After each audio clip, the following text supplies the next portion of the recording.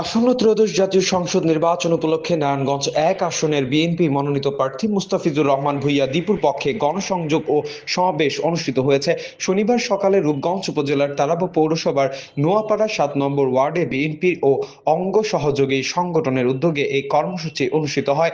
সমাবেশে অতিথিরা ধানের শীষ প্রতীকে ভোট দিয়ে প্রার্থীকে বিজয়ী করার আহ্বান জানান। এ সময় স্থানীয় বিএনপি ও অঙ্গ সংগঠনের নেতাকর্মীরা উপস্থিত ছিলেন। আমাদের পূর্বপুরুষরা এই পরিবারের সাথে ছিল, আমরাও নানাভাবে এই পরিবারের সাথে জড়িত।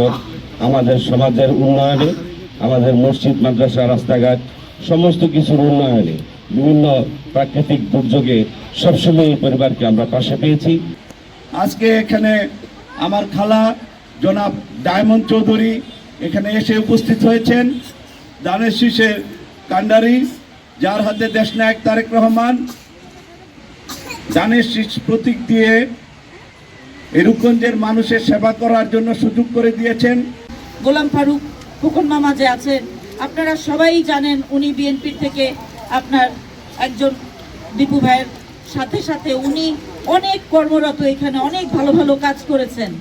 আজকে আমি এখানে এসেছি মুস্তাফিজুর রহমান দীপু ভূঁইয়া সাহেবের গণসংযোগ এইটুকু বোঝাতে যে আমরা চৌধুরী বাড়িও ওনার সাথে আছি। আপনারা কি আমাদের সাথে আছেন? আপনারা কি কথা দিলেন ধানের শীষে ভোট দিবেন? তাহলে দীপু ভাই আসবে, খোকন মামা আসবে, চৌধুরী বাড়ি আবার জেগে উঠবে, এই নোয়াপাড়া আবার একটা আদর্শ গ্রাম হবে।